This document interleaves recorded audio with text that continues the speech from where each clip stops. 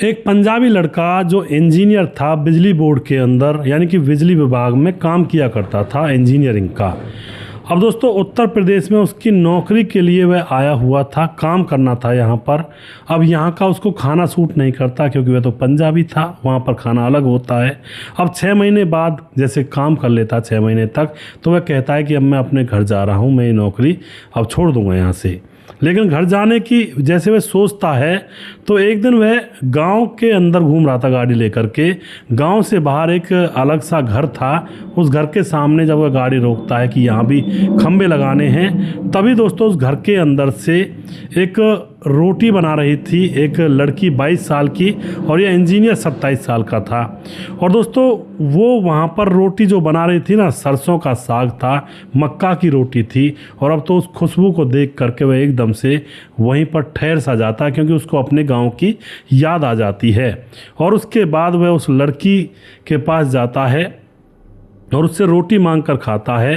दोस्तों यहाँ इस गांव के अंदर उसको बहुत सारी परेशानी उस लड़के को उठानी पड़ती हैं, पर लड़की का साथ भी उसको मिलता है और रचती है एक नई अजब सी कहानी। क्या हुआ था पूरी कहानी जानेंगे। इस वीडियो को देखने के बाद आपको भी लगेगा कि हाँ, इस दुनिया के अंदर कैसे कैसे लोग रहते हैं।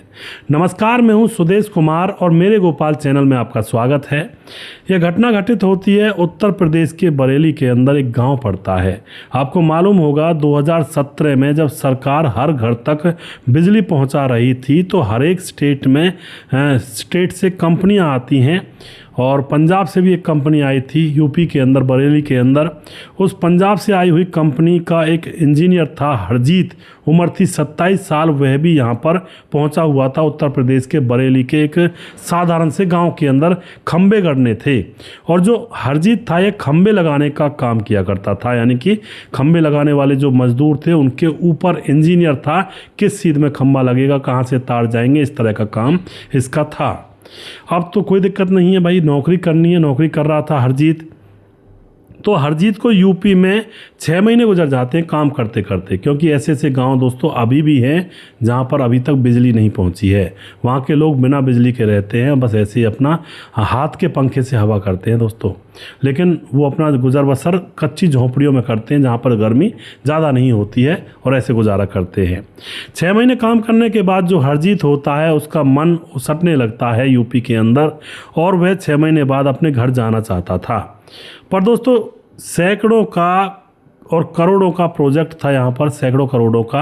और वह माँ बाप के पास फ़ोन करता है, माँ बाप के पास कहता है, मम्मी पापा मेरा मन नहीं लग रहा है, मैं गांव आ रहा हूँ। लेकिन मम्मी पापा कहते हैं, अरे बेटा काम तो करना पड़ेगा, लोग तो विदेश में पड़े रहते हैं, यहाँ तो तेरा अपना देश है, उनके बारे में भी तो सोचो। विदेश में तो कुछ भी खाना पीना ऐसा नहीं मिलता जो अपने घर पर मिलता है, तुम्हें तो फिर भी रोटी तो मिल रही है। कुछ लोग तो ऐसी ऐसी जगहों पर रहते हैं जहाँ पर रोटी नाम की कोई चीज़ नहीं है, सिर्फ मांस मछली और चावल, ऐसी जगहों पर भी लोग रहकर आते हैं। तो ये समझ जाता है माँ बाप की बात को, कहता है ठीक है मैं यहीं पर रह लूँगा। माँ बाप भी कहते हैं तुम वहीं पर रहो बेटा, बड़ा काम है और काम करो मन लगा करके। अब दोस्तों क्या होता है, खंबे लगाने की पूरी तैयारी है करता, रोज़ गांव के अंदर जाता, निशानदेही लेता, कहाँ पर लगाने किस तरह से पैमाइश करता।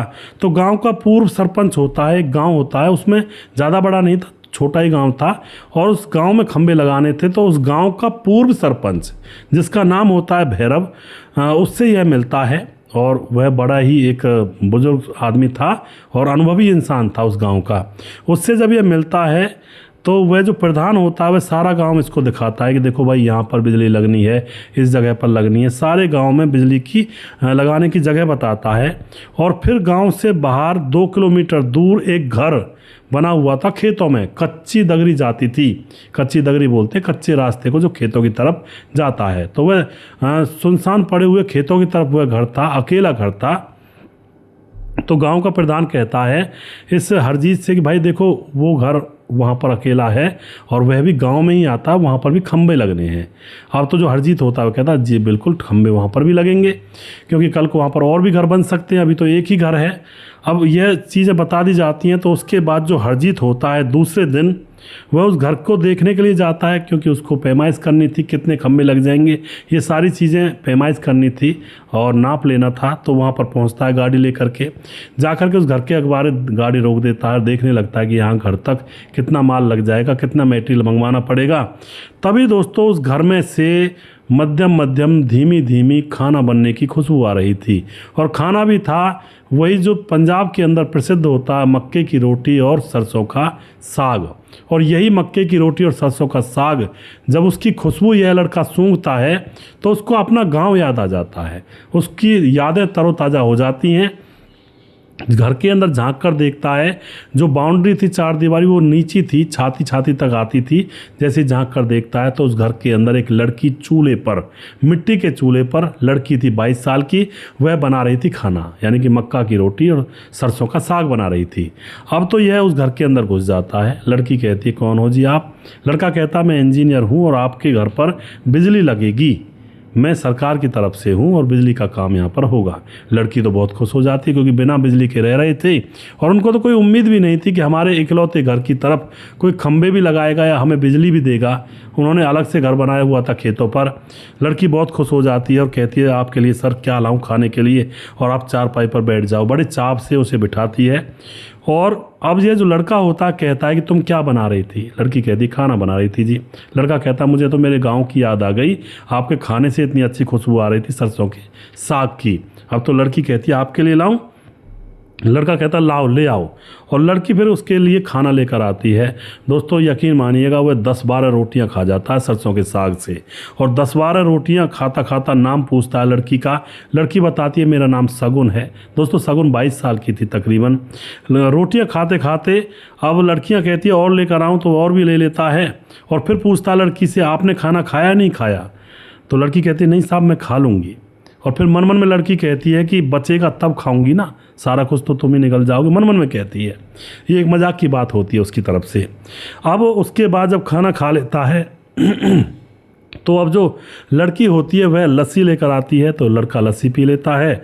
और लस्सी पीने के बाद आपको पता है थोड़ा सा आलस आ जाता है, लस्सी का एक अलग ही आलस होता है। तो उसके बाद यह लड़का वहीं पर चारपाई पर पसर जाता है और गाने गुनगुनाता हुआ सो जाता है।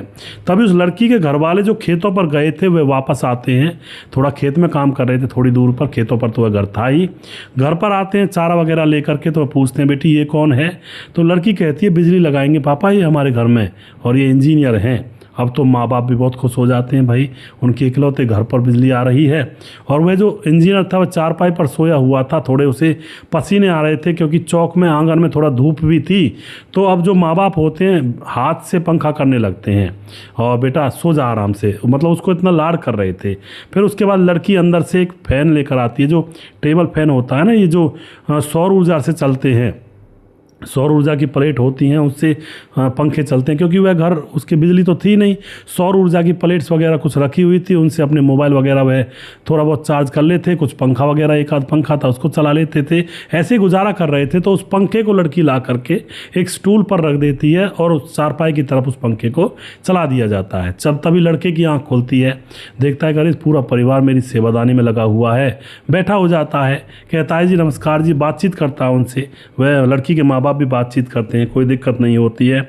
और उसके बाद दोस्तों जो प्रधान होता है गांव का, वह अपनी बाइक लेकर के उसी घर के पास आकर इस लड़के की गाड़ी के पास रोकता है और इसको बुलाता है। कहता है कि यहाँ पर क्या कर रहे हो इंजीनियर साहब आप? जो गांव का नया प्रधान होता है दोस्तों, अब नए प्रधान की बारी है, जिसका नाम था सुदर्शन।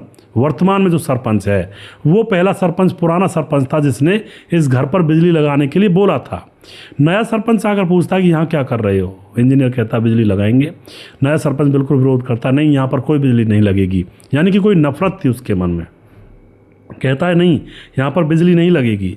अब जो इंजीनियर होता है वह कहता है कि साहब यहाँ पर बिजली लगेगी तो लगेगी, क्योंकि ये आप नहीं लगवा रहे हैं, ये सरकार लगवा रही है, आपके खर्चे से नहीं लग रहा है कुछ भी।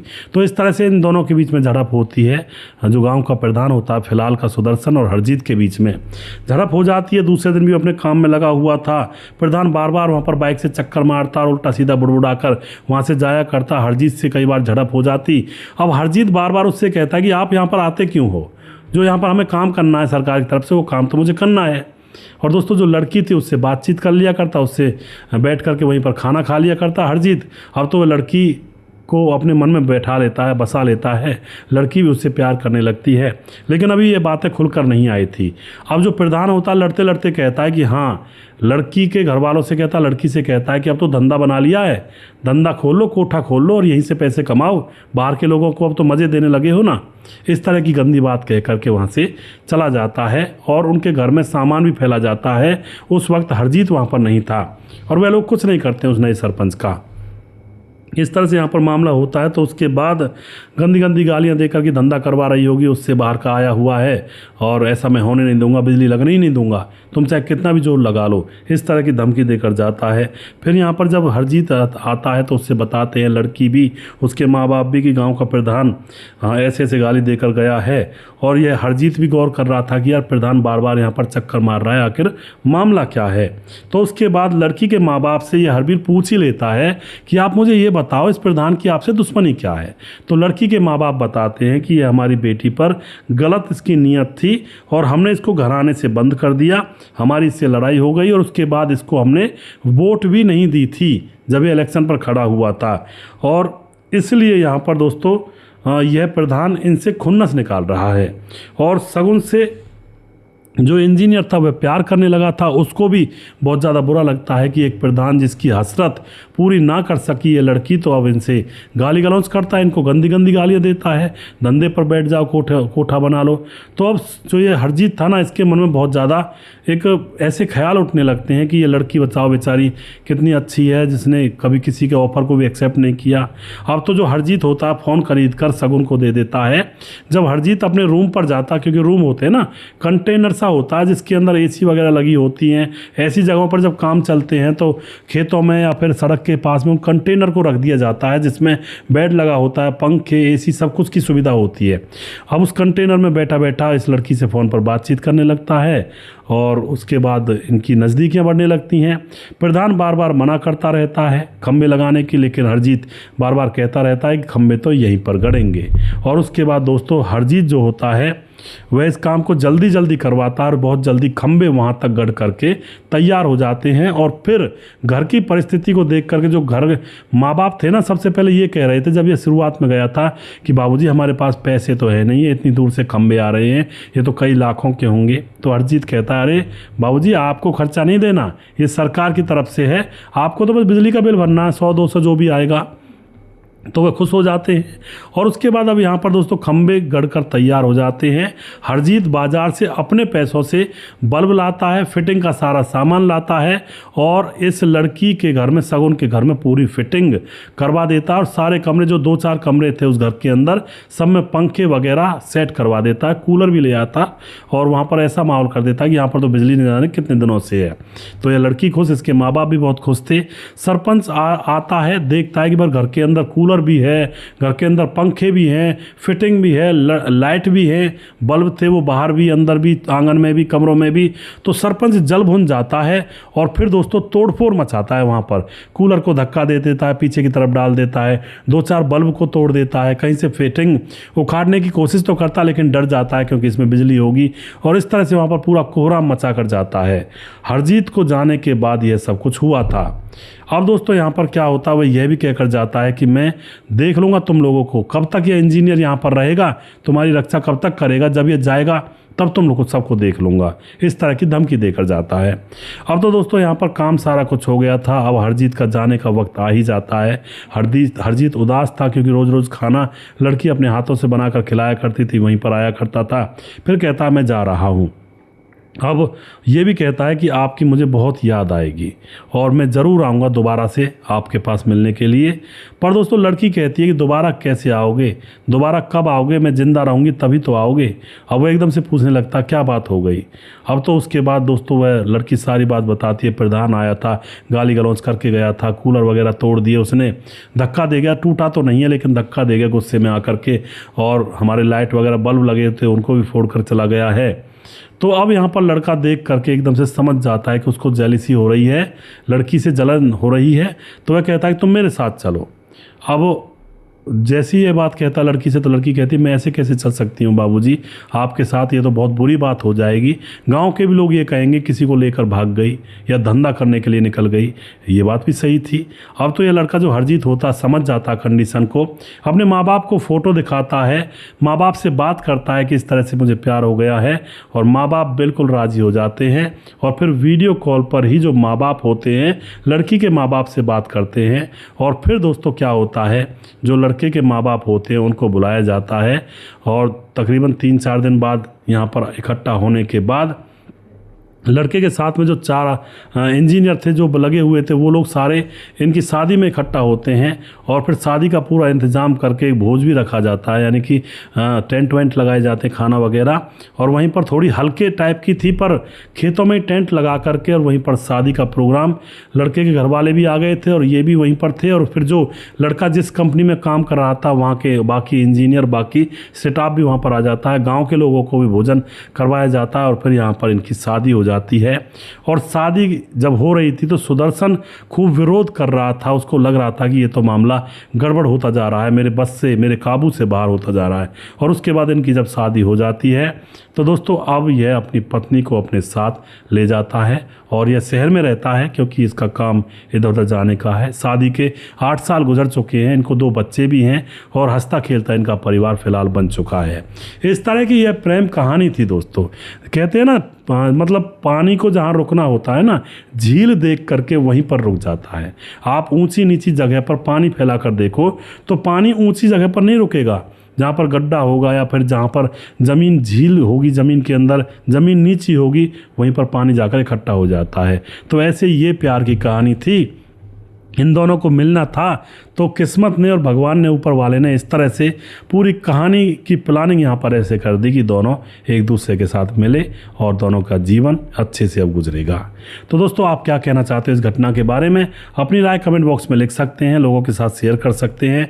ये बड़ी ही रोचक कहानियाँ होती हैं दोस्तों, और बड़ी ही सीख देने वाली भी होती हैं कि जीवन के अंदर कैसे कैसे मोड़ आ जाते हैं और हमें उन मोड़ पर किस तरह से संभल कर चलना होता है। ये सीख भी ये कहानियाँ देती हैं दोस्तों। और आपको ये कहानी कैसी लगी इसके बारे में ज़रूर बताएं। वीडियो के लास्ट में कुछ भाइयों के नाम ज़रूर लेना चाहूँगा जो हमारे वीडियोस को देखते हैं और हमें खूब सपोर्ट करते हैं। हमारे साथ है नीतीश पासवान, बोधगो गिरिडीह झारखंड से, दयाशंकर सिंह राजपूत ठाकुर यूपी 43 गोंडा से, रामलाल कुशवाहा कमेंट करते हैं जिला विदिशा पूर्णिया से, और उसके बाद रवि प्रकाश कमेंट करते हैं, शौकत अली दिल्ली से कमेंट करते हैं, कालीचरण उड़ीसा से कमेंट करते हैं, फिलहाल गोवा में रह करके काम कर रहे हैं, भाई का बहुत धन्यवाद करता हूँ। अमलेश राम कमेंट करते हैं, भाई का बहुत धन्यवाद करता हूँ। सुजीत कुमार कमेंट करते हैं, समाधान पाटिल जलगांव महाराष्ट्र से, मनोज श्रीवास्तव जी हैं, मोहम्मद जहांगीर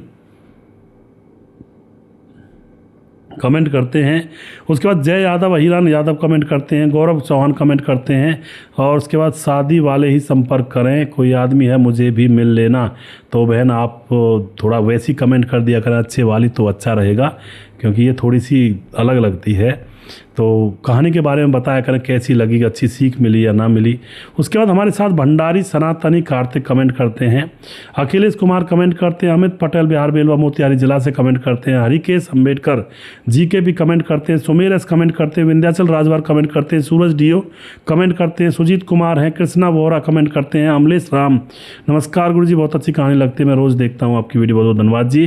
प्रवीण बघेल शिवपुरी से पवन कुशवाहा कमेंट करते हैं, मोनू जैन कमेंट करते हैं, रजत सैनी, राम मोहम्मद यासीन लाहौर पाकिस्तान से कमेंट करते हैं, राधे श्याम शर्मा सिरसी जयपुर राजस्थान से, और उसके बाद हमारे साथ हैं राजकिशोर चौरसिया महाबलेश्वर महाराज से कमेंट करते हैं, छगनदास खारडाबाद राजस्थान से, सुशील चौधरी हमारे भाई लगातार कमेंट करते हैं, और उसके बाद दुर्योधन भाई लगातार कमेंट करते हैं, और प्रवीण कुमार हमारे भाई लगातार कमेंट करते हैं। और अभी भी जिस भाई का नाम रह गया उस भाई का नाम अगले वीडियो में ज़रूर लूँगा।